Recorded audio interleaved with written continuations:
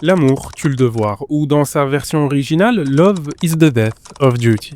J'aime beaucoup cette phrase. Je l'ai pas inventée, ça vient de Game of Thrones. Mais justement, si je l'aime autant, c'est parce qu'elle symbolise parfaitement une problématique essentielle de l'œuvre. Que faire lorsque la vie nous pousse à choisir entre l'amour que l'on porte à quelqu'un et notre devoir moral et social?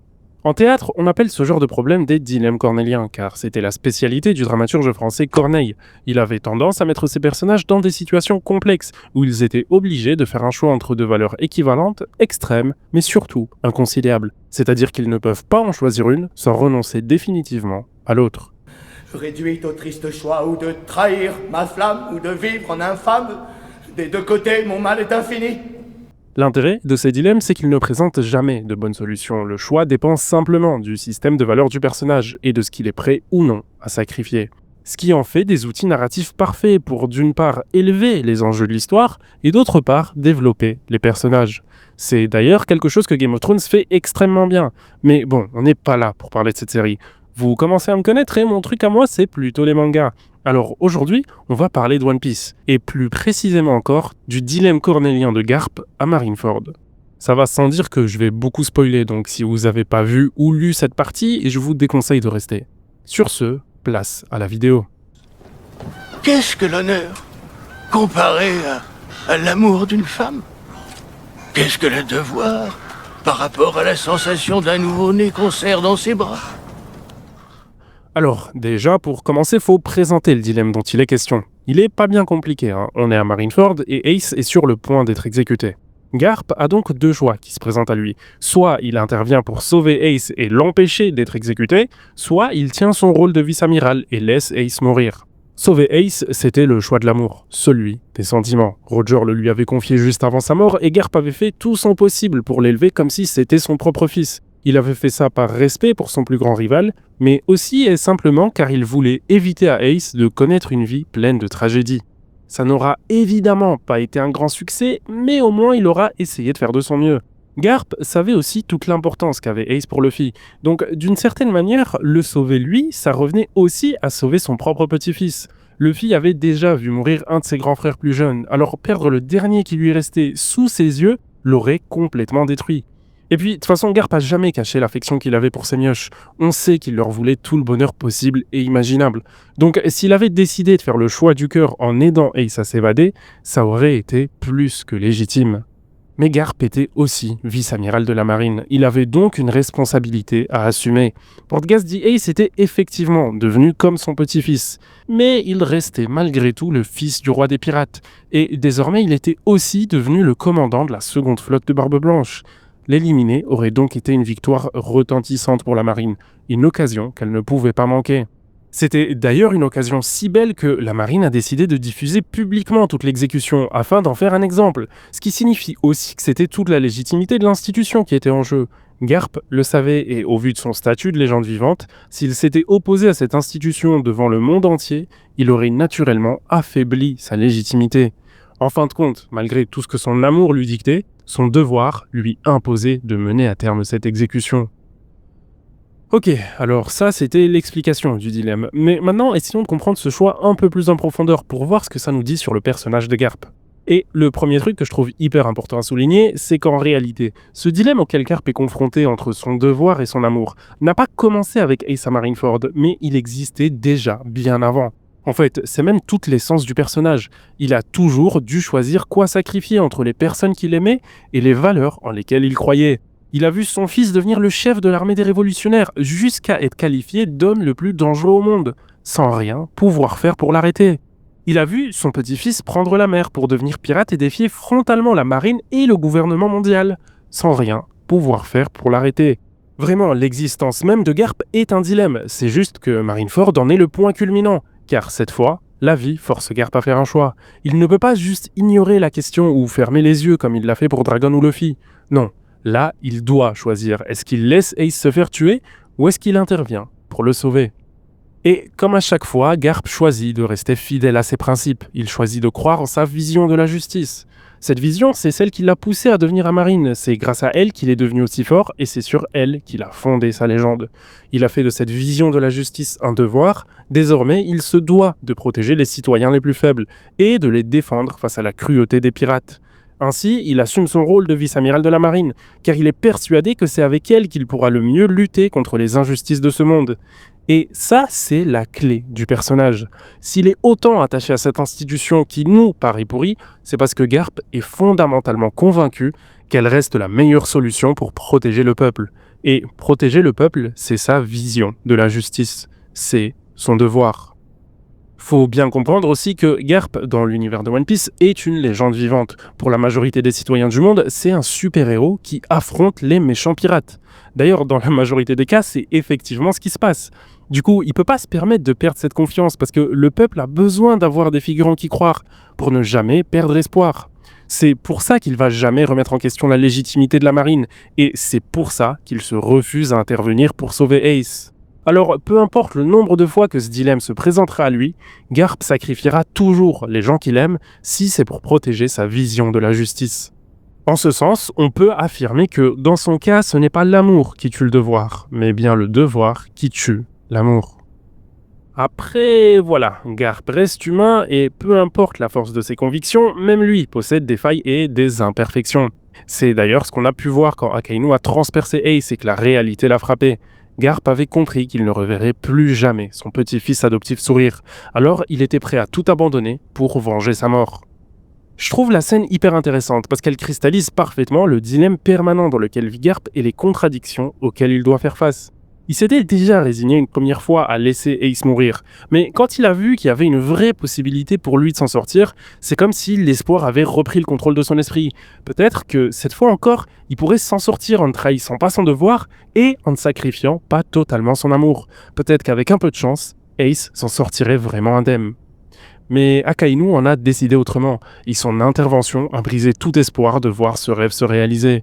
C'est pour ça que Garp a complètement craqué. Il avait peut-être accepté la mort d'Ace une première fois, mais après avoir repris espoir, elle lui était devenue 100 fois plus douloureuse. Avec ce geste, Akainu révèle aussi une certaine faiblesse dans les convictions de Garp. En fait, même s'il choisit constamment le devoir au travers de son sens de la justice, il n'a jamais complètement sacrifié son amour non plus. Il a par exemple eu l'occasion d'arrêter Luffy à Water 7, mais ne l'a pas fait. Et puis en vrai, même à Marineford, il n'a pas vraiment fait beaucoup d'efforts pour empêcher Luffy de rejoindre Ace. On voit donc qu'il a de vraies faiblesses dans ses convictions. Il a une dose d'hésitation qu'un personnage comme Akainu ne possède pas. C'est d'ailleurs pour ça que lui nous paraît si dangereux et effrayant. Parce qu'en soi, des personnages forts dans One Piece, c'est pas ce qui manque. Mais Akainu a ce petit truc en plus qui le rend inarrêtable. Une force de caractère qui n'hésite devant rien. Maintenant, pour en revenir à Garp, on voit finalement que, même chez lui, d'une certaine manière, l'amour tue le devoir. Parce que s'il avait pleinement choisi le devoir, il aurait été beaucoup plus entreprenant à Marineford, et surtout, il n'aurait pas autant explosé de rage quand Ace est mort. Sauf que Garp n'a jamais vraiment réussi à sacrifier son amour. Il voulait le faire cohabiter avec son devoir, et à cause de ça, il a fatalement fini par créer des failles dans ce même devoir. En refusant de choisir entre les deux, il aurait très bien pu perdre les deux. C'est pour ça que je trouve ce personnage si fascinant et complexe. Il est incroyablement puissant, mais en même temps, ses imperfections le rendent tellement faible. Qu'est-ce que le devoir par rapport à la sensation d'un nouveau-né qu'on serre dans ses bras? Bon, maintenant qu'on a bien pris le temps d'expliquer et d'analyser ce choix de Garp, j'ai envie de prendre un peu plus de recul pour m'interroger dessus et le critiquer à ma manière. Pour commencer, j'aimerais mettre en lumière le vrai problème de Garp. Parce que fondamentalement, si on s'intéresse juste à sa vision de la justice qui repose sur sa volonté de protéger les plus faibles, on remarque que dans l'idée, c'est aussi ce que font Dragon, Luffy ou Ace. Ils ont juste choisi un chemin différent parce qu'ils avaient des ambitions et motivations différentes. Ce que je veux montrer par là, c'est qu'au final, son amour n'est pas nécessairement incompatible avec son devoir. C'est plutôt qu'il est incompatible avec la manière qu'il a choisi de l'appliquer. C'est ça qui crée cette situation particulière où Garp en vient à devoir choisir entre les deux. Du coup, s'il y a bien une critique qu'on peut légitimement faire à Garp, c'est celle-là. Pourquoi rester avec la marine alors qu'il pourrait la sacrifier elle et quand même continuer de défendre les plus faibles ? En faisant ça, il aurait plus à choisir entre les personnes qu'il aime et sa vision de la justice. Il pourrait enfin vraiment faire cohabiter les deux. Et le plus énigmatique chez ce perso, c'est qu'il choisit de lier son devoir avec la marine, par principe et pour défendre sa vision de la justice. Mais cette même vision n'est pas celle qui prédomine au sein de l'institution. C'est davantage celle d'Akainu, une justice absolue, froide et sans compromis. D'ailleurs, petite parenthèse, mais cette divergence idéologique entre les deux persos, c'est aussi une des raisons qui explique pourquoi Garp a explosé de rage si violemment à la mort d'Ace. Il n'aime pas, voire déteste Akainu, alors le voir tuer son petit-fils adoptif, c'était tout simplement insupportable. Mais l'ironie du sort là-dedans, c'est qu'avec son geste, Akainu a en quelque sorte corrigé l'erreur qu'avait commise Garp dans son devoir. Il a tué l'amour de Garp, car Garp n'arrivait pas à le faire tout seul. Si j'étais vicieux, j'irais jusqu'à dire qu'Akainu a sauvé le devoir de Garp. Mais je le suis pas, alors je le dirai pas. Bref, fermons cette parenthèse et revenons au rapport de Garp avec la marine. En fait, le problème, ou le paradoxe, appelez ça comme vous voulez, c'est que Garp défend corps et âme une institution qui est parfois incohérente avec les principes même qui l'ont poussé à rejoindre cette institution. Et c'est même pas comme si on pouvait argumenter sur son ignorance dans ce cas-ci, parce qu'on sait qu'il est conscient de toutes les dérives de la marine, la preuve étant qu'il a toujours refusé d'accéder au rang d'amiral pour garder un semblant de liberté. Du coup, j'en viens forcément à me questionner sur les principes et les valeurs de Garp. Est-ce qu'il défend vraiment les plus faibles s'il travaille pour un organisme dont la priorité est d'éliminer les menaces du gouvernement mondial, qu'il s'agisse de pirates malveillants, de simples chercheurs ou même de nouveau-nés? Il refuse de faire un compromis entre son devoir et son amour. Pourtant, il fait sans cesse un compromis au sein même de son devoir, en choisissant de rester avec la marine tout en sachant pertinemment qu'elle est corrompue. Alors, en fin de compte, que valent réellement les principes de Garp s'ils sont tachés d'autant de sang et remplis d'autant d'incohérences? お前はわしの孫なのでこの島で捕まえるのはやめたと軍にうまく言い訳しておくので安心して滞在しろ。わしは海軍本部中将じゃ麦わらのルフィ。それがお前たちの選んだ道じゃ。 C'est tout à son honneur qu'il veuille tout faire pour défendre sa vision de la justice. Mais est-ce que ça mérite qu'il se salisse autant les mains? Est-ce qu'il est à ce point convaincu de son besoin d'être dans la marine pour défendre sa vision de la justice? Ou alors est-ce qu'il a juste accordé trop de temps à cette institution et il refuse maintenant d'admettre qu'il avait peut-être tort? Autrement dit, est-ce qu'il croit vraiment encore en la marine? Ou est-ce qu'il veut y croire pour ne pas devoir affronter ses regrets? On connaîtra vraisemblablement jamais la réponse à ces questions, mais c'est pas grave, parce que ce qui compte, c'est simplement le fait qu'on puisse se les poser pour continuer de réfléchir et pousser notre esprit critique toujours un peu plus loin. Bref, je pense que j'ai dit tout ce que j'avais à dire, alors passons à la conclusion. Et nous faisons tous notre devoir quand cela ne coûte rien. Le chemin de l'honneur est alors facile. Pourtant, tôt ou tard, dans la vie de tout homme, il arrive un jour où l'honneur n'est pas facile.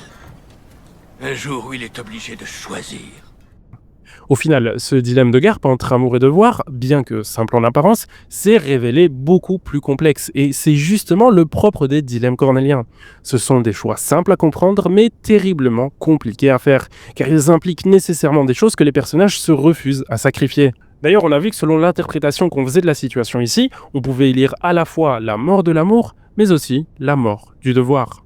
Enfin, au travers de Garp, on voit comment Oda nous amène à nous questionner sur la place qu'on donne à nos principes et nos valeurs. Ils sont l'essence même d'une personne, étant donné qu'ils sont ce sur quoi elle se construit. Alors, les trahir, ça revient à se trahir soi-même. Mais jusqu'où peut-on aller en prétendant défendre nos valeurs? Quel prix peut-on légitimement payer ou non de ces principes? Je vais me répéter, mais les dilemmes cornéliens sont vraiment un outil scénaristique incroyable quand ils sont bien utilisés, tellement ils permettent de développer un personnage. Et je pense que vous l'aurez compris, mais Oda l'a très bien utilisé. Bref, j'espère que vous avez kiffé la vidéo. Si c'est le cas, un petit like, un petit commentaire, ça fait toujours plaisir. Sur ce, merci d'avoir regardé et à la prochaine.